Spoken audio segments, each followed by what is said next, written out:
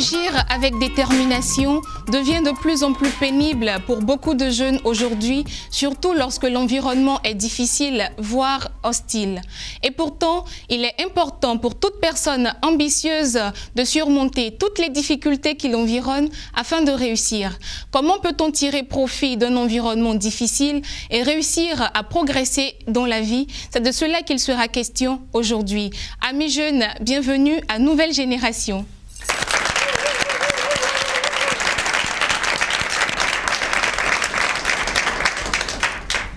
En bas âge, notre invité joue et fabrique de petites voitures et autres vélos en fer. Plus tard, son rêve de faire la mécanique va devenir une réalité malgré cet environnement difficile et fortement masculinisé. Comment cela est-il arrivé? Découvrons ensemble le parcours de Gladys Yapo, une fille dans la mécanique.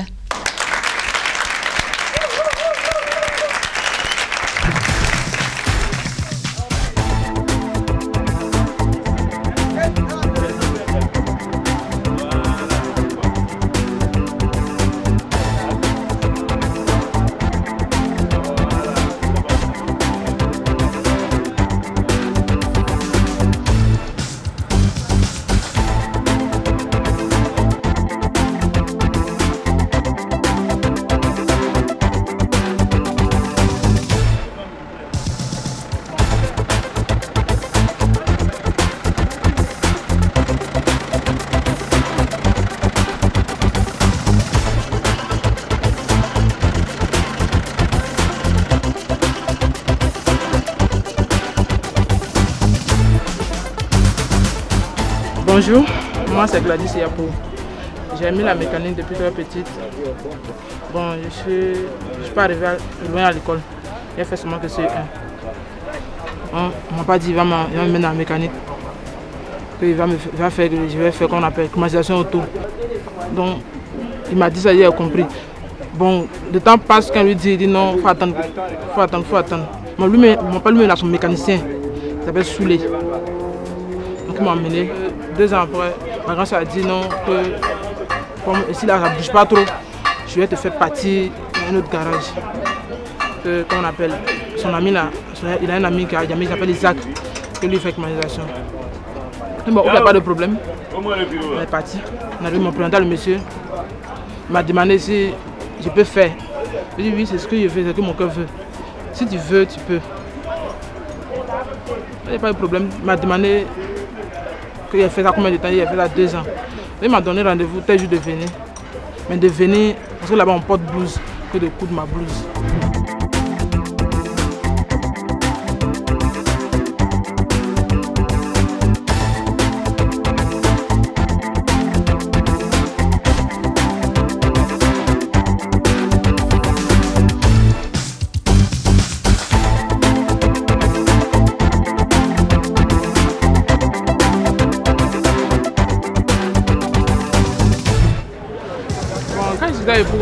C'est ici que je continue. Et c'est ici, le garage actuel c'est ici. Je me suis dit, ici on fait la climatisation auto. On a bâti tout en Europe, il n'y a pas climatisé dedans, c'est ici on installe. Donc je viens le matin, le soir quand je travaille comme ça, on peut rester qu'à 21h. Je vais à la maison, faire plus loin. Gladys, je l'ai rencontré par rapport à un ami qui est son beau-frère. Un jour venu à la maison, il m'a dit ah Isaac, j'ai ma belle-soeur qui aimerait bien travailler avec vous. Je lui ai demandé elle a à peu près quel âge. Quand il m'a donné, il m'a dit mais ici il y a beaucoup de garçons, ils vont beaucoup la taquiner. Si elle peut tenir, il n'y a pas de problème. Bon, elle aussi, elle se fait comme un garçon, elle ne se laisse pas impressionner, voilà. Je suis une seule femme, une des garçons. Bon, quand j'arrive à la maison, je suis femme, mais là, quand j'arrive ici, il y a mon habit, tout le monde est garçon. Parce que j'aime ce que tu fais, c'est très important. Parce que tu vas chercher un travail que tu n'aimes pas, ça va t'aimer aussi.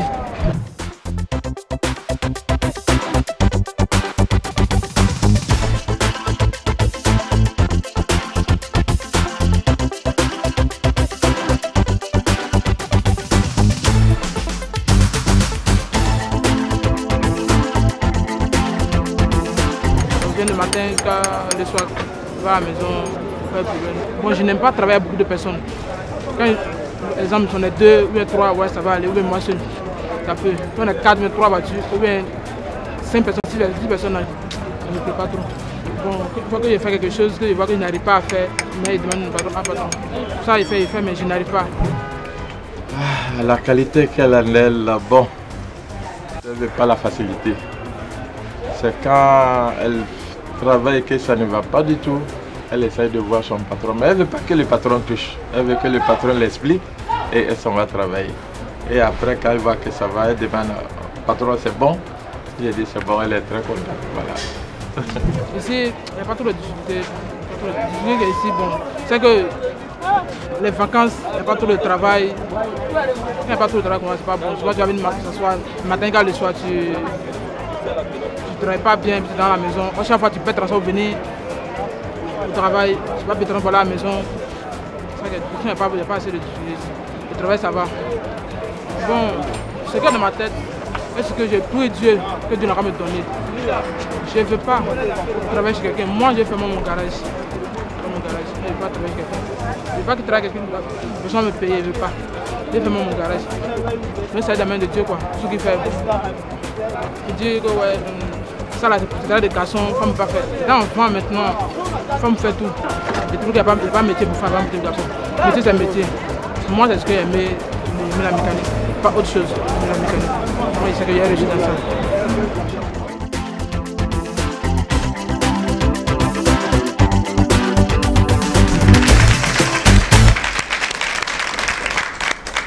Quel parcours atypique.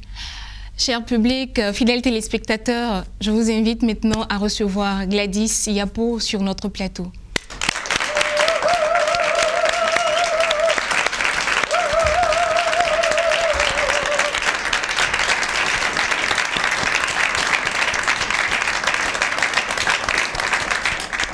Bonjour Gladys. Bonjour. Comment tu vas? Ça va. Dieu merci. Bien, on vient de suivre ton reportage, mais la question qui me vient à l'esprit, c'est d'où te venait la fascination? Pourquoi est-ce que tu aimais fabriquer les voitures quand tu étais toute petite? Comment est-ce que ça a commencé? Bon, depuis toute petite, j'ai aimé la mécanique. Bon, j'ai grandi avec les garçons. Tous mes amis étaient garçons, donc à chaque fois, quand je les suis, les gars, fabriquer les trucs en voiture, comme on appelle, vélo, voiture, ils vont chercher les boîtes pour fabriquer les trucs. Donc souvent quand je les suis, ma grand-mère parle, tu es femme, mais toujours toi tu es là, tu suis les garçons, tu fais. Puis non, j'aime ça, ça me plaît, c'est pour cela que toujours je les suis.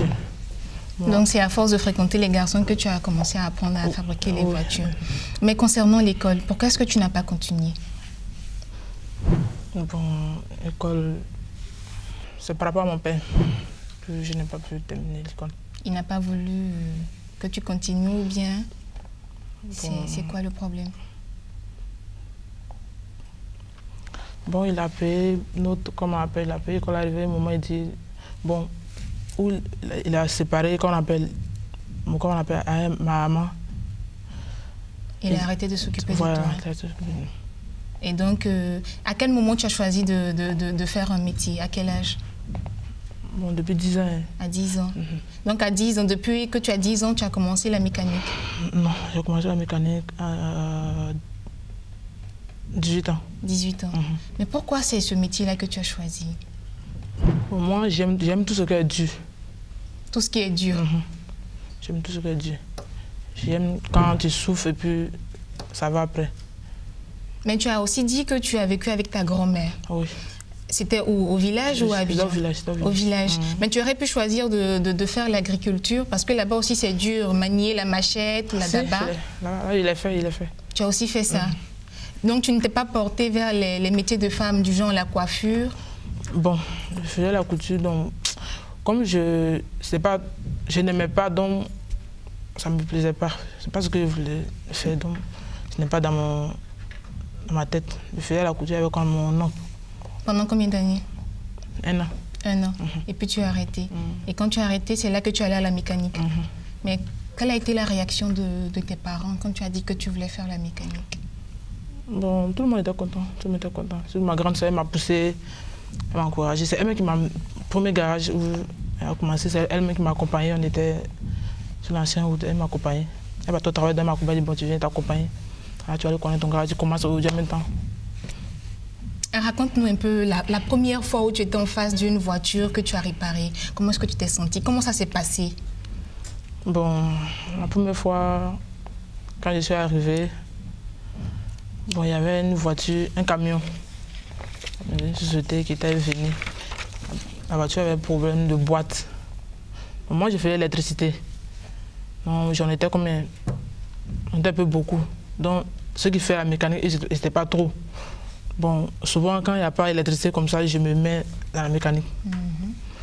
Donc, quand la voiture est arrivée, le patron a dit, bon, comme vous dites, il n'y a pas d'électricité, venez nous aider, on va faire descendre la boîte et puis on va essayer de travailler dedans. Si on finit, on remonte. Pas de problème. Donc, moi, souvent, même quand il n'y a pas de travail comme ça, même là, quand il gagne, il voit une noire, comme je mets mes doigts dedans et puis je me salis. J'aime quand les gens me disent, ah, oui, là, tu as travaillé, quand tu es sale. Bon, ce jour, on descend la boîte de la voiture. On a fini de travailler. Donc les autres étaient sortis, on est restés deux. Un jeune aussi, il s'appelle Chélin, nos collègues. C'est lui qui m'a monté la boîte de la voiture. Bon, j'étais couché, lui aussi était couché, on était ensemble en bas. Donc, lui était il était devant moi, il était derrière. Il dit, bon, demain, quand on est deux, on va faire doucement, doucement, pour qu'on ne peut plus se lever. Il m'a dit, demain, sur mes genoux. Bon, je venais d'arriver, de me montrer un peu, quoi, pour que un peu plus comprendre. Que tu mets sur tes genoux, maintenant tu essaies de pousser tes genoux doucement, doucement vers moi. Moi aussi, lui aussi, il tient. On a poussé ensemble. On a logé, on a serré. Quand on a fini de serrer, on a appelé le patron, on est venu. On a contrôlé, on a fini de démarrer. Ça va, on a levé la voiture. J'étais très content. Et il y a son ami qui est arrivé, il a appelé, il dit, ah, mon frère, tu es apprenti femme maintenant? Il dit oui, il dit que tu as évolué. Bon, ça m'a plu quoi, ça m'a plu.